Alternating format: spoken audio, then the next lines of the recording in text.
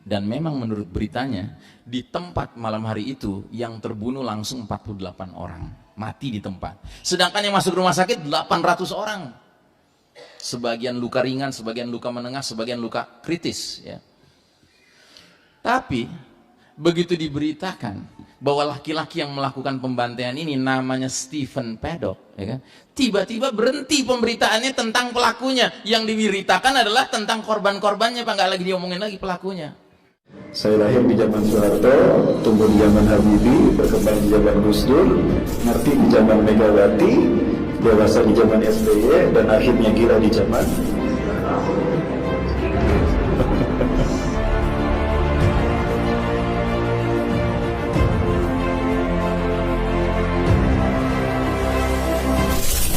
Ada beberapa bahasan dan sudah barang tentu kelihatannya secara waktu nggak mungkin selesai semuanya.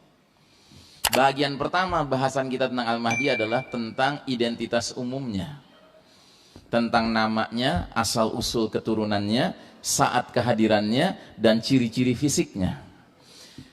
Namanya disebutkan dalam hadis berikut ini, seandainya usia dunia ini tidak tersisa kecuali tinggal sehari, Allah akan panjangkan hari itu sehingga Allah mengutus seorang laki-laki dariku atau dari ahli baitku, keturunanku, namanya mirip namaku, nama ayahnya mirip nama ayahku. Makanya para ulama mengatakan Al-Mahdi itu namanya kurang lebih Muhammad bin Abdullah atau Ahmad bin Abdullah. Begitu. Yang kedua, asal usul keturunannya apa? Disebutkan dalam hadis berikut ini, Al-Mahdiyu min itrati min waladi Fatimah. Al-Mahdi itu dari keturunanku, dari jalur Fatimah.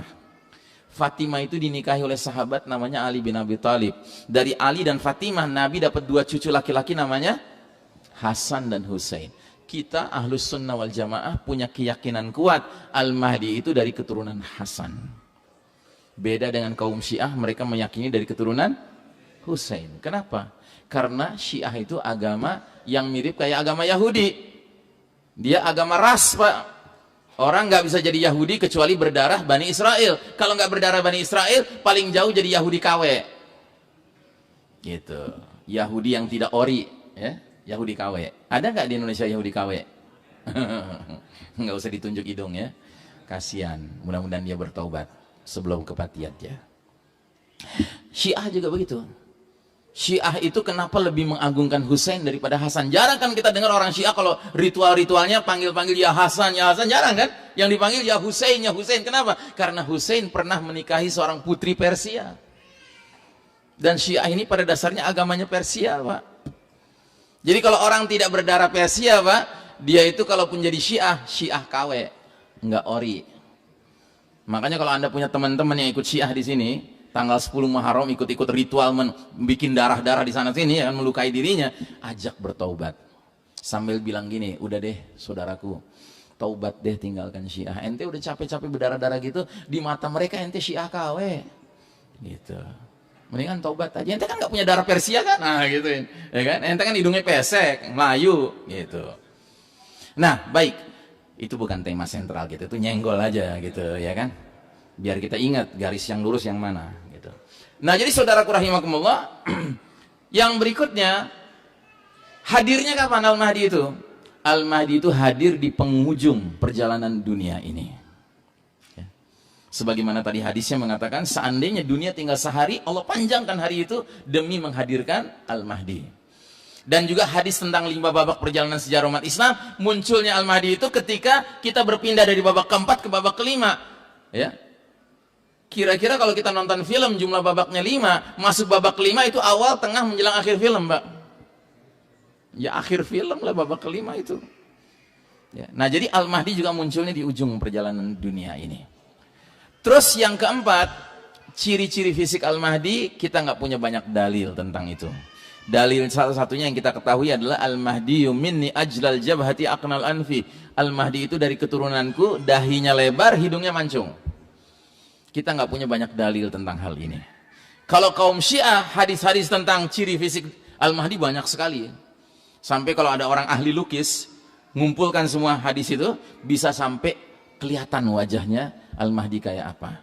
Kok bisa ya mereka banyak hadisnya? Karena orang Syiah biasa bikin hadis, Pak. Gitu, bukan rahasia lagi. Ya.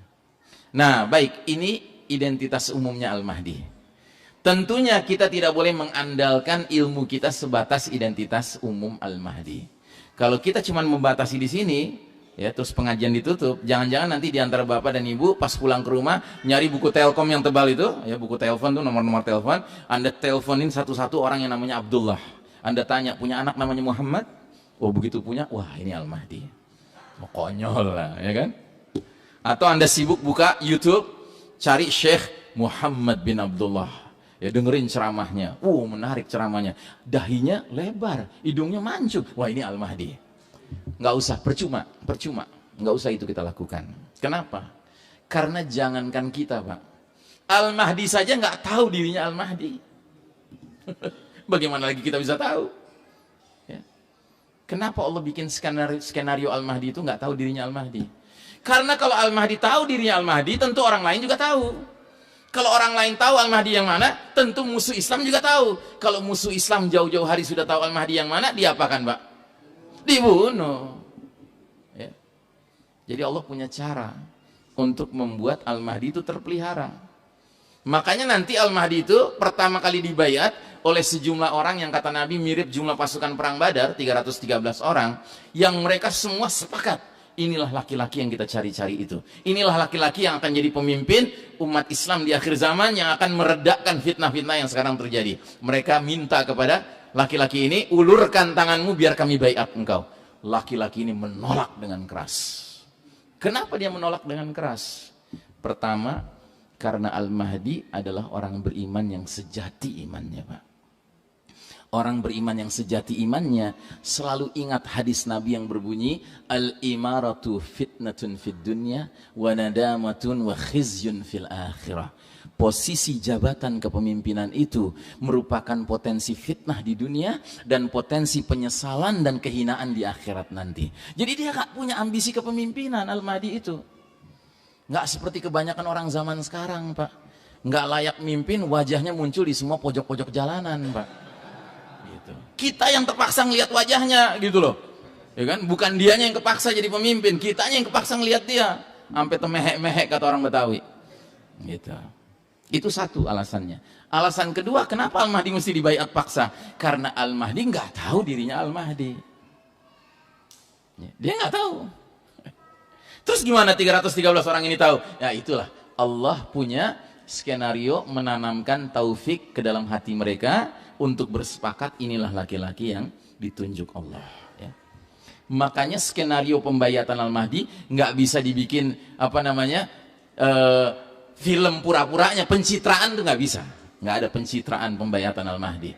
Dia pasti bentuk natural, alamiah, gitu. Nggak bisa dikarang-karang. Ya kayak dulu kan tahun 1981 ada siapa namanya Juhaimah ya, Juhaimah yang pakai senjata masuk dengan beberapa orang lainnya, terus kemudian mengatakan inilah Al-Mahdi, dia tunjuk seorang laki-laki namanya Muhammad Abdullah Al-Qutaibi, terus dibaiat, ya kan? Nah ternyata setelah pembaiatan itu nggak ada pasukan yang ngejar-ngejar dari arah Syam, padahal kan begitu riwayatnya mengatakan setelah Al-Mahdi dibaiat ada pasukan dari Syam mengejar-ngejar, tiba-tiba antara Mekah dan Madinah pasukan ini dibenamkan Allah ke dalam bumi, nggak ada itu. Makanya akhirnya tentara-tentara dan polisi Saudi masuk ke dalam ngerangsek. Tadinya mereka khawatir juga, jangan-jangan ini benar-benar Al-Mahdi. Tapi karena nggak ada setelah itu berita pasukan tenggelam, ya kan? Maka akhirnya diringkus mereka. Gitu. Jadi ini nggak bisa dibikin skenarionya Pak, nggak bisa. Ini sepenuhnya skenario Allah Subhanahu Wa Taala. Baik, bagian pertama sudah selesai. Sekarang bagian kedua. Apa peristiwa-peristiwa yang mendahului hadirnya Al-Mahdi? Yang kalau kita sudah lihat peristiwa-peristiwa ini, oh berarti kemunculan Al-Mahdi tampaknya sudah nggak lama lagi. Yang pertama, merajalelanya kezaliman di seluruh dunia. Ya, dan ini sudah kita bicarakan barusan ya.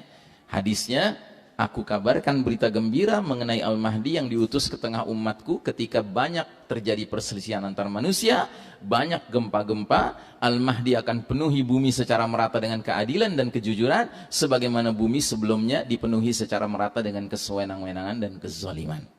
Ya. Hari ini kezaliman sudah merata di muka bumi. Kemudian yang kedua, ciri sebelum Al-Mahdi hadir adalah merebaknya fitnah Duhaimah Duhaima itu artinya gelap pekat. Ya. Keterangan hadisnya sebagai berikut. Kemudian datanglah fitnah Duhaima, fitnah gelap dan pekat, yang cirinya satu, tidak meninggalkan seorang pun dari umat ini kecuali akan menamparnya. Jadi fitnah Duhaima ini skalanya skala mendunia, Pak. Bukan terjadi di negeri tertentu, tidak, di seluruh dunia. Sehingga semua muslim akan kena efeknya, tamparannya. Bahasa hadisnya itu latmah, ya, tamparan. Yang kedua, cirinya, kalau ada berita yang mengatakan fitnah itu sudah berakhir, justru kenyataannya fitnah itu semakin meluas, semakin melebar. Sehingga kata Syekh Mubayyad dalam kitabnya, fitnah Duhaima itu kayak gelombang, kadang meninggi, kadang dia menurun. Kalau dia sedang meninggi, orang merasakan, wah fitnah ini masih merebak. Tapi begitu dia menurun, orang sampai mengatakan, udah nggak diomongin lagi itu loh fitnah itu, karena dianggap sudah berlalu. Maka Syekh Mubayyad menduga kuat, jangan-jangan fitnah Duhaima ini adalah proyek yang disebut dengan Global War on Terror. Perang global terhadap teror. Yang hakikatnya Global War on Muslims. Kenapa? Karena hari ini tindakan terorisme kalau dikerjakan oleh orang yang memang Muslim, pasti media massa mengatakan itu terorisme. Tapi kalau yang mengerjakannya bukan Muslim, nggak disebut terorisme. Ya. Dan memang sifat dari kegiatan terorisme ini kan kadang-kadang muncul, kadang-kadang tenggelam gitu kan. Ya. Munculnya kapan? Kalau lagi ada duitnya. Gitu. Tenggelamnya kapan? Ketika dananya lagi habis. Gitu. Bukti nyatanya apa?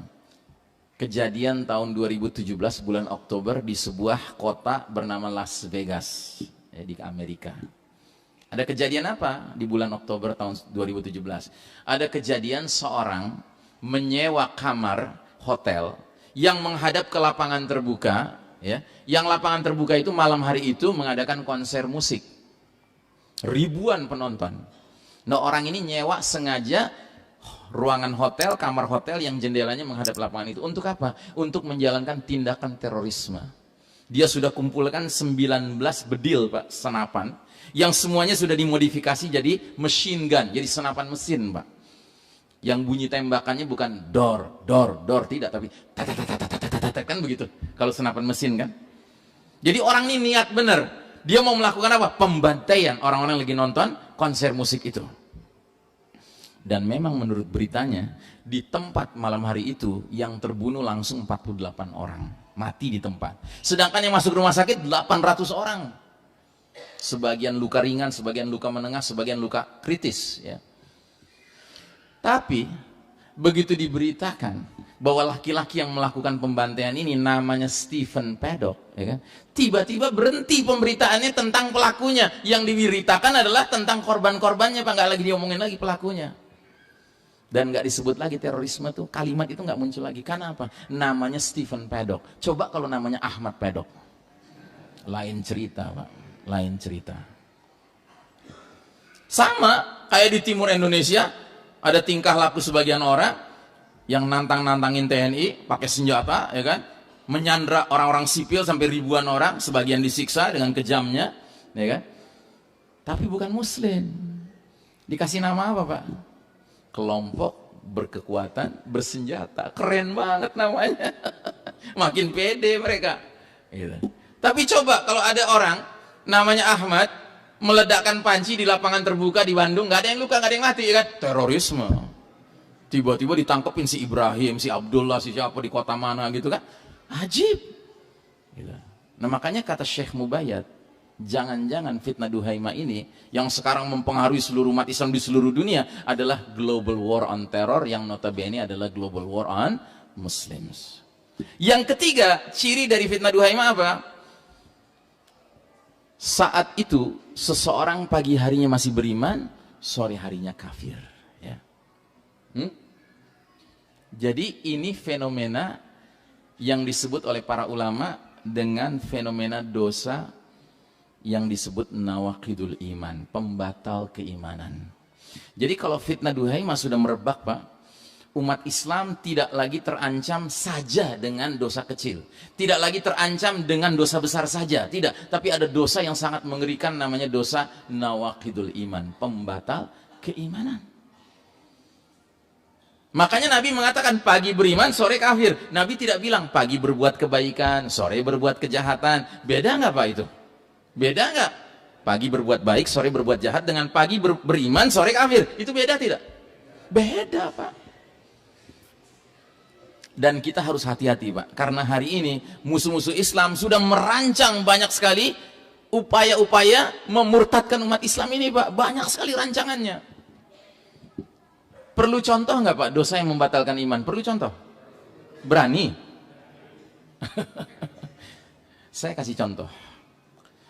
Seorang muslim mengucapkan kalimat semua agama sama, semua agama baik, semua agama benar, itu cukup bisa membatalkan keimanannya.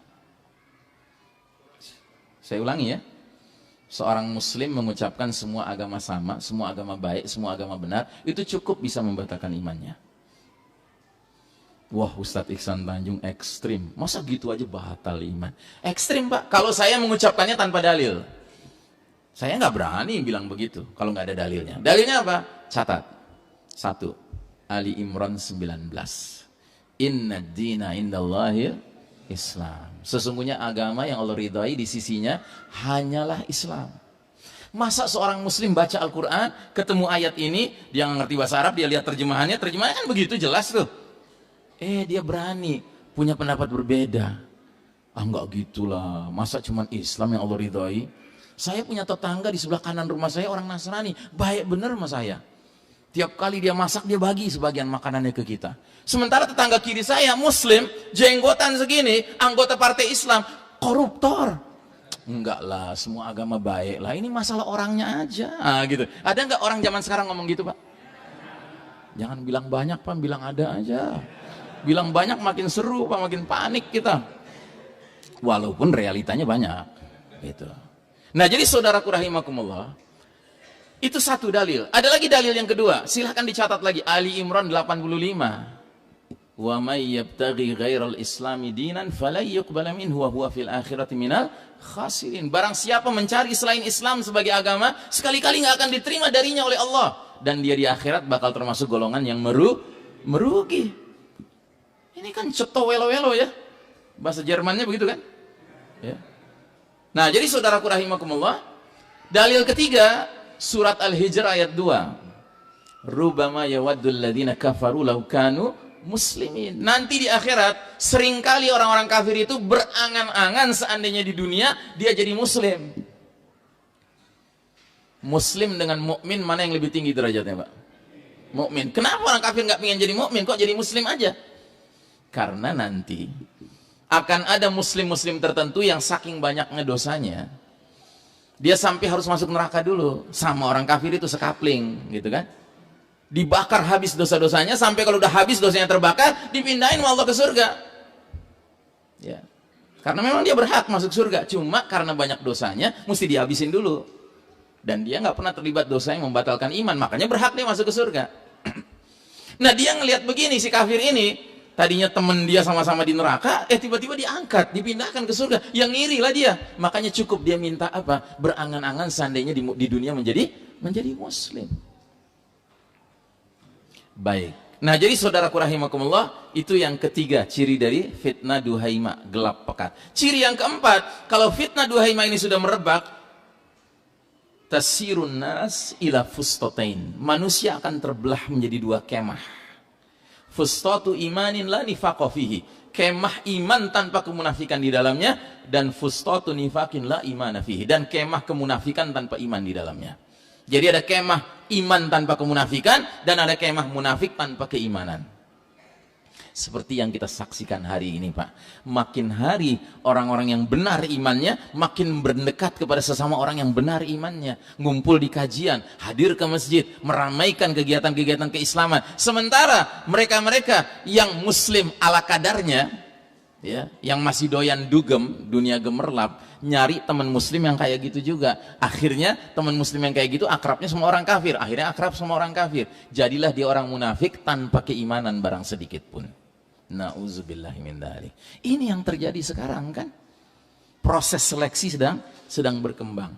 Nah kata Nabi, kalau 1, 2, 3, 4 ini sudah muncul, maka yang kelima kata Nabi, jika kondisinya sudah seperti demikian, tunggulah Dajjal muncul hari itu atau esok harinya. Lah Ustadz lagi ngomongin Al-Mahdi kok tiba-tiba jadi ngomongin Dajjal? Kan begini, secara urutan, kalau Dajjal sudah dekat jadwal keluarnya, apalagi Al-Mahdi. Al-Mahdi kan sebelum Dajjal.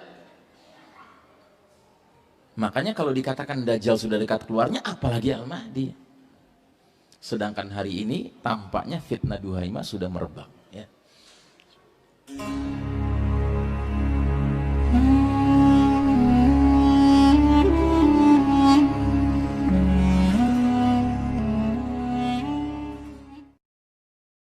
La ilaha illallah Muhammadun Rasulullah alaihi salatullah wa alihi wal ahibba.